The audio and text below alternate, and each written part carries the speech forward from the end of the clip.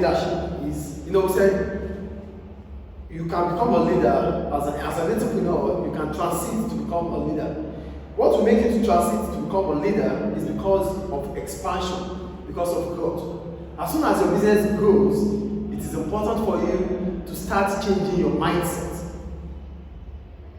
So you're not going to control just few people anymore. You're going to have control over a lot of people.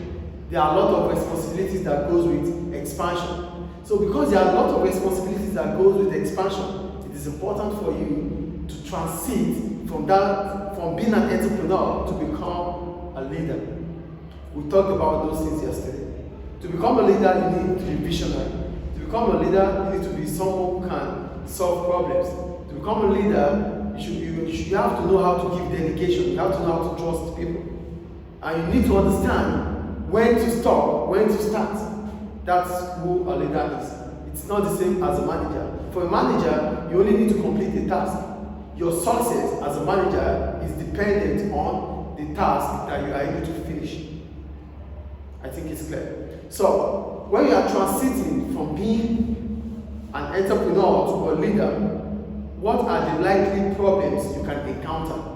It is inevitable. It's certain that there's going to be problems because you are transiting, because you are changing from what you are to what you are just want to become. So it has a lot of problems that you need to face. But as soon as you are able to solve those problems, as soon as you are able to scale through the problems, then you become a leader. So what are the problems?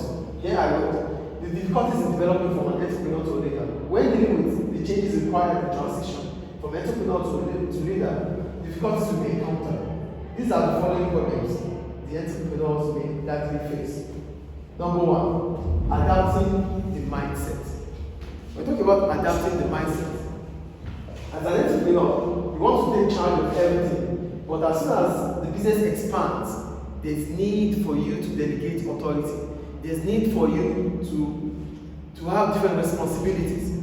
So dealing with people it's not going to be like it used to be. So look how I said others with different responsibilities to allow you to focus on strategic things.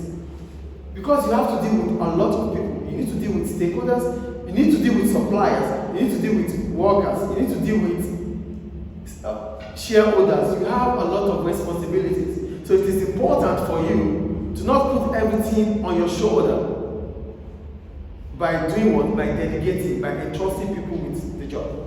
So that you can focus on the strategic aspects of the organization.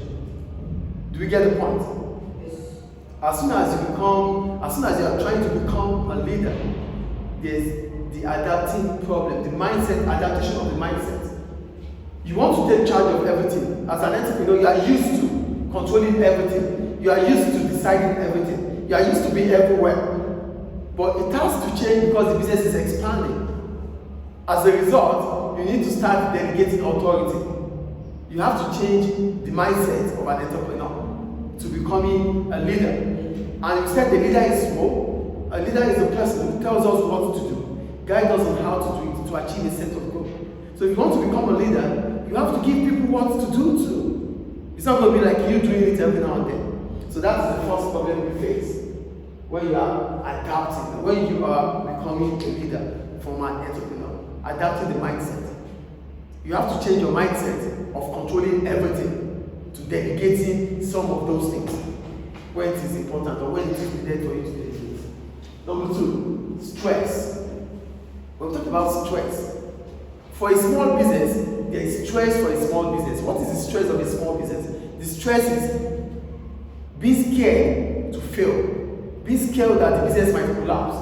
Because when you start a business newly, or when you are an entrepreneur, when you have a small business, your whole family, relatives are dependent on that success of the business.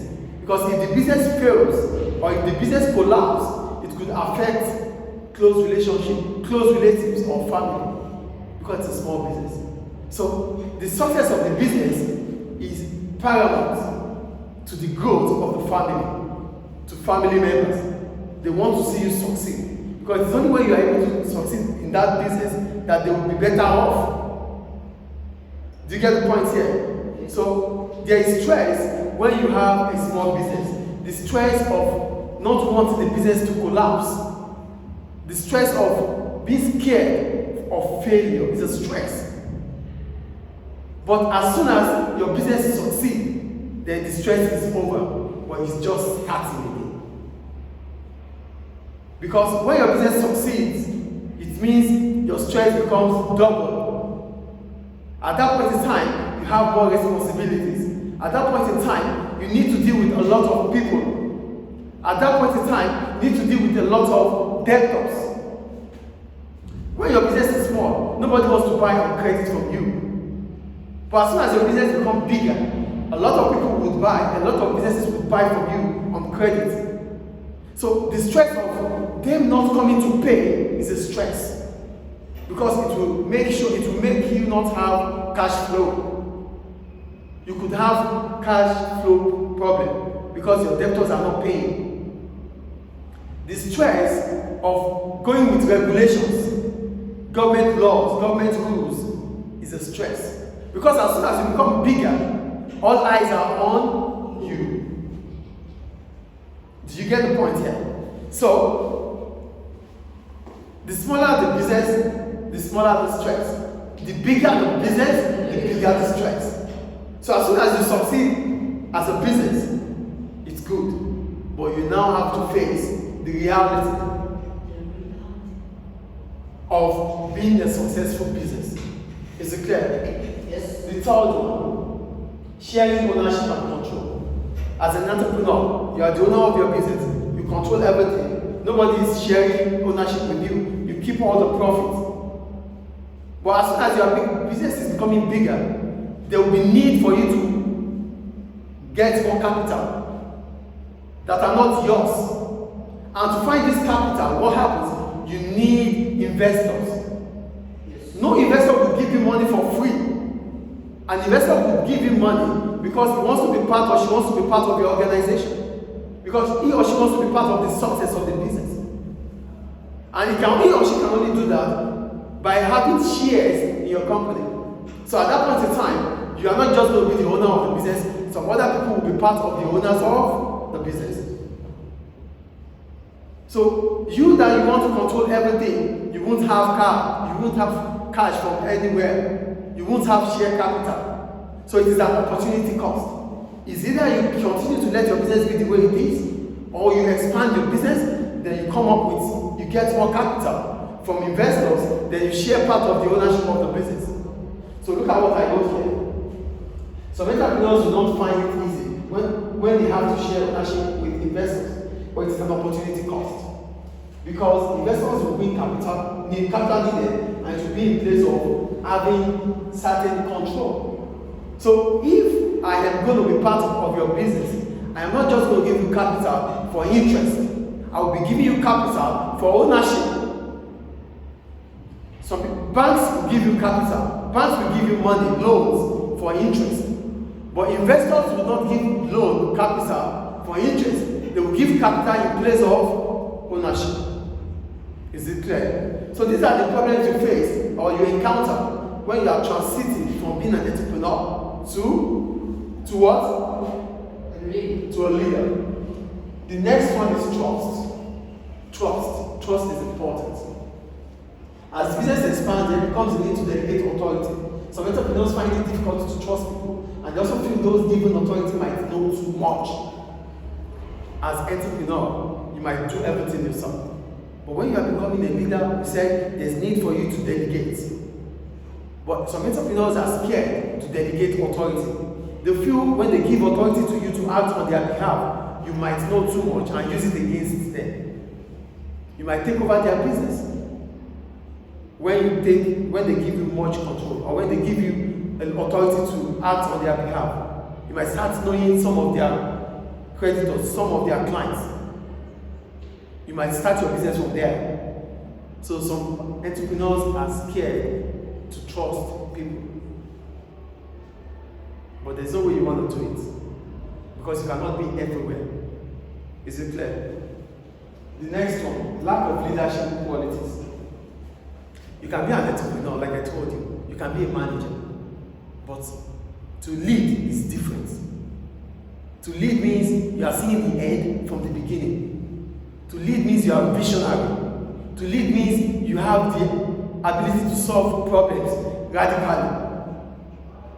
To lead means you are flexible enough to understand or to adapt to different situations. To lead means you are an expert in one aspect and you are well read in other aspects. That is a leader. A leader is not somebody that you come to and say, oh, please explain this to us. Oh, sorry, I don't know it.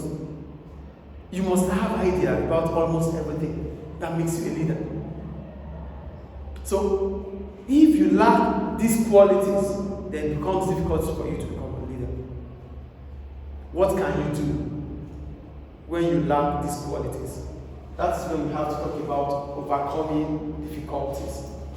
All these problems can be solved. They are inevitable. They are likelihood it happens. They happen. But it is not the end. Leaders will go through this storming period to become numb. It is storm, but it will numb.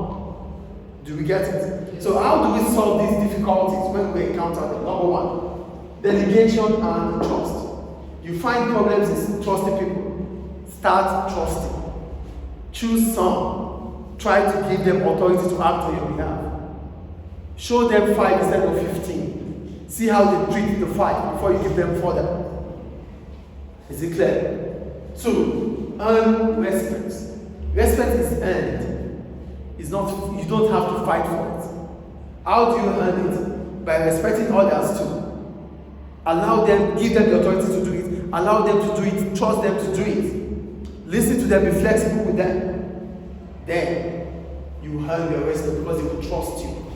And when you are giving them these jobs to do, provide them with necessary required resources to get it done. Also, you should be effective. The third one, maturity and experience. Some people are born leaders. They are leaders. They are just, naturally they are leaders. Some have to learn through or develop. Like, they just have it. It's a gift for them. You don't, they did not learn it. They are naturally leaders. When you see them, the way they do, the way they act, you know they are leaders. They have the attributes of leaders from birth. It is possible.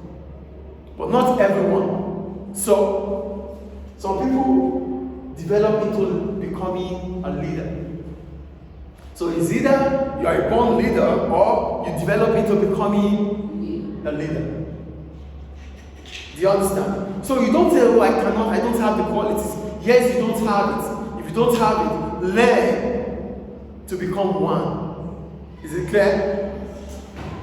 Education. That is the most important thing. Education does not make people rich, but it gives people the flexibility to learn, unlearn, and relearn.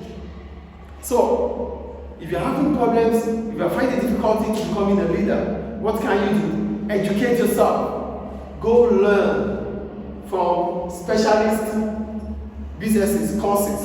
Go for specialist courses on leadership and training, leadership and skills. You'll be able to get information and become a very good leader. Any question about it? Any question?